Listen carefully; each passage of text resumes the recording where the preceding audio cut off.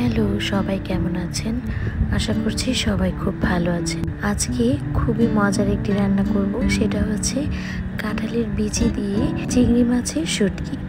এটা একদম ছোট সাইজের যে চিংড়ি মাছটা, সেটা দিয়ে শুটকিটা রান্না করব। এখানে আমি 1 কাপের মতো কাঁঠালের বিচি এরকম কুচি করে কেটে নিয়েছি। এগুলোকে আমি প্রথমে একটু লবণ দিয়ে ভেজে নিচ্ছি। যেহেতু কাঁঠালের বিচিটা সেদ্ধ হতে একটু সময় লাগে, তাই আমি একটু ঢাকনা দিয়ে ঢেকে দিয়েছিলাম। ঢাকনাটা তুলে কাঁঠালের বিচিটা একটু হালকা হাতে নেড়ে দিয়ে এর মধ্যে দিয়ে দিলাম 1 কাপের মতো পেঁয়াজ কুচি। পেঁয়াজটাকে আমি যতটুকু পেরেছি একটু কুচি করে কাটার চেষ্টা করেছি। এবার পেঁয়াজটাকে কাঁঠালের বিচির সাথে একসাথে মিশিয়ে একটু কিছুক্ষণ নেড়ে চেড়ে ভেজে তারপর আমি এখানে কিছুটা মশলা অ্যাড করব।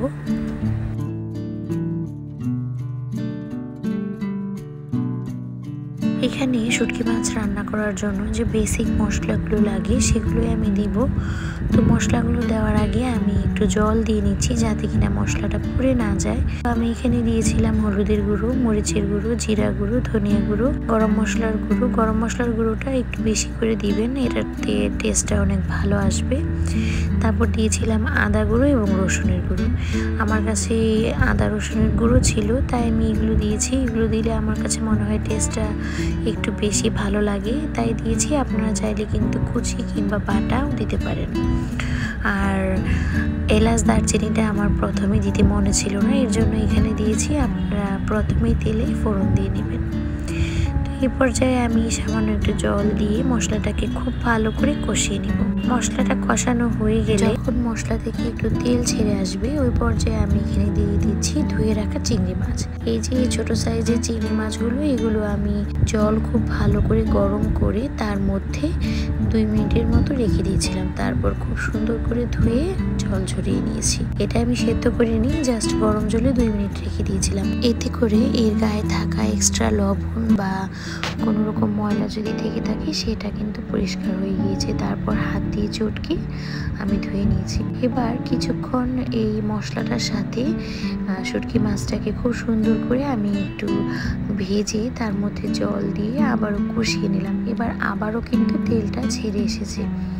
এইভাবে রান্না করলে কিন্তু এই মাছটা অনেক মজা হয়। আপনারা এইভাবে অবশ্যই চেষ্টা করবেন।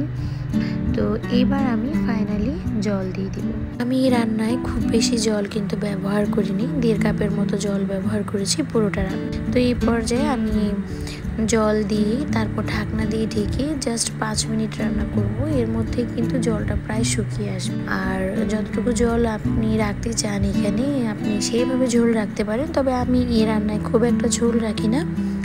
একদম গামাখা গামাখা একটা ভাব থাকে, একটু তেল তেল উঠে আসে আর কি। তো এইভাবে খেতেই শুটকি মাছটা আমার কাছে বেশি মজা লাগে এবং আমার ফ্যামিলির লোকজন এভাবেই খেতে পছন্দ করে। তো আমার রান্নাটা কিন্তু এই পর্যায়ে শেষ। আমি আরেকটু ভাজা ভাজা করে নিচ্ছি যাতে কিনা এক্সট্রা যদি কোনো জল থাকে সেটা শুকিয়ে যায়। একটু এরকম মাখা মাখা করে রান্না করলে খাওয়ার সময় খুব ভালো লাগে। আমি এই পর্যায়ে লবণটাও চেক করে নিয়েছিলাম। আমার মনে হয়েছিল যে আমার আরেকটু লবণ লাগবে, তো আমি এখানে একটু লবণ অ্যাড করে দিয়েছি।